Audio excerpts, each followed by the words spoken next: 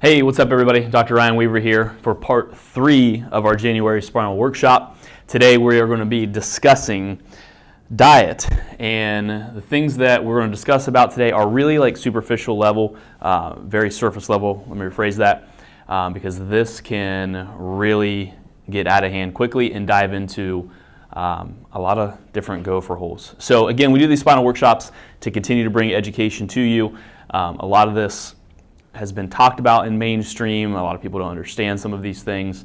And in January, we hear all these new fads, diets, new year, new you, new revolution, all these kind of things. But really we want to instill that these should be not just diets, but these should be lifestyle changes that we should all utilize to live a healthier, longer, better, functional life. So I'm going to start this off very basic with the food guide pyramid. That came to the Americas or developed in America in 1992. But if you look at it, it was based really big time foundational off of grains. What we found in about 15-20 years from that there was a strong correlation with obesity and the recommended servings of carbohydrates. So in 2011, that was revamped, a little more proportionally accurate model.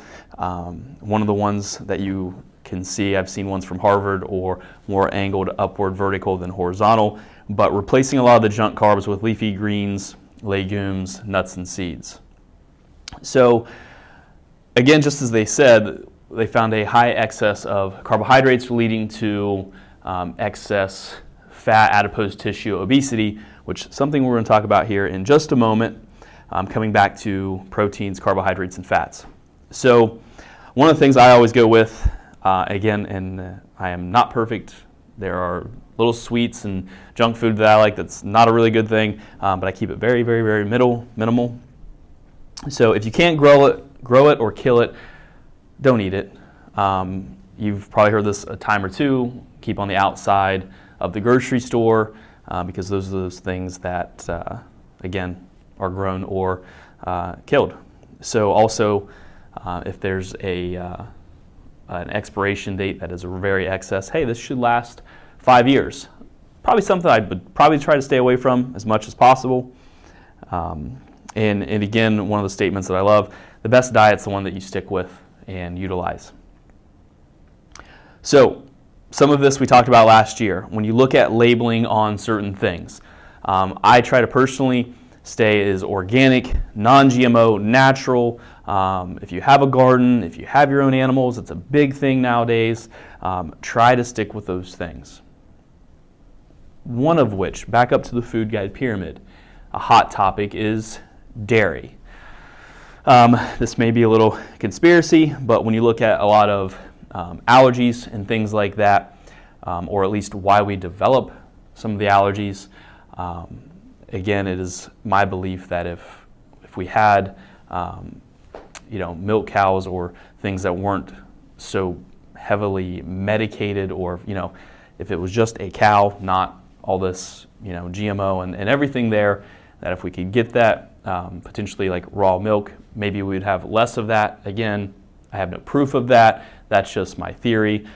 Before it all gets just like chickens, just before they get all these injections, all these things, that the chicken is massive and it can't even carry its weight, so it breaks its legs like a meat chicken. So the purest form, I guess I could say it that way, the purest form of these things that may help to minimize some allergies.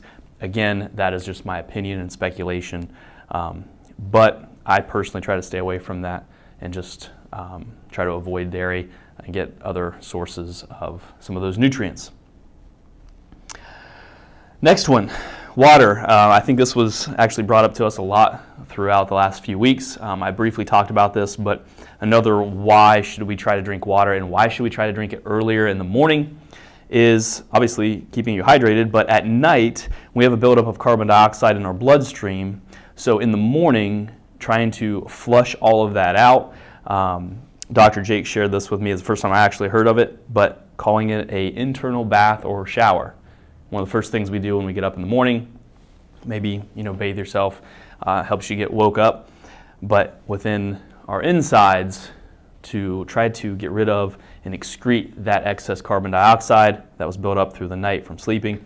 We call it an internal bath or shower. Now, the part that I was really excited about diving into takes me back to nutritional class in school, but proteins, fats, and carbs. Understanding some of these.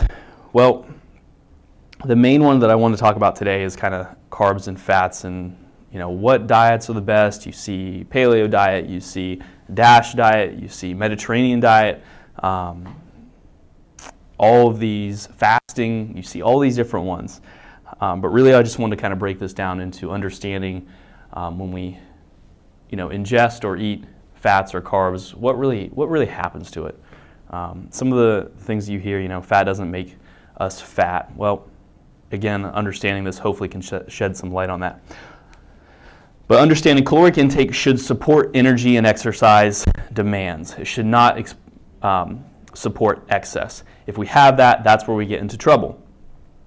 Now, I'm only talking about normal kind of baseline. If you're trying to gain weight, if you're trying to lose weight, totally different story. So obviously protein. Protein is stored as muscle or it's excreted. Fats are stored as fat if there's an excess. The thing about fats is it doesn't trigger an insulin spike. Again, we're going to take a dive into energy cycles here with carbs, which the insulin spike will make sense. So once we have carbohydrates into the bloodstream, that will create some level of an insulin spike. Now that brings sugar into our muscles to use as an energy source. Typically it will be burned immediately. If there's excess there, or if we didn't like work out, for example, it remains in our body as adipose tissue. It's stored. So we talked about insulin a little bit there. Well, what about going down this whole energy system? What about glucagon? Well, that's a hormone that's released. If we don't have enough glucose and sugars in our body, then our body will basically release fatty acids, or they break down the fatty acids to be used as energy.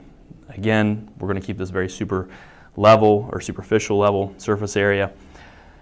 Not diving into ketones and ketosis and things like that, which primarily more diets such as paleo can have that effect, where your body is using other energy sources, not carbohydrates. So, with all that being said, takeaways from this call, from this spinal workshop. Number one, plenty of water first thing in the morning, and try to do that. Number two, the old food guide pyramid is not a really good idea, again, in my opinion. Depending on if you're a teenage athlete who's running all the time, working out all the time, if you're quote unquote just a 9-to-5 weekend warrior, you work out 3 days a week, things like that, you have to look at what caloric intake supports your age, your body type, to not allow excess, and not also allow a depletion there. So it is my opinion that try to be smart when it comes to the carbohydrates.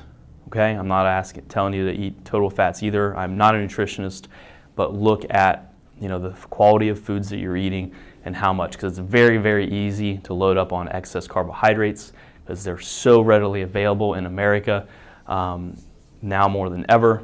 But if you look at those things, a good healthy protein source, some fats, again, some carbs, not excess, not a lot, and don't even go towards the sugars and sweets.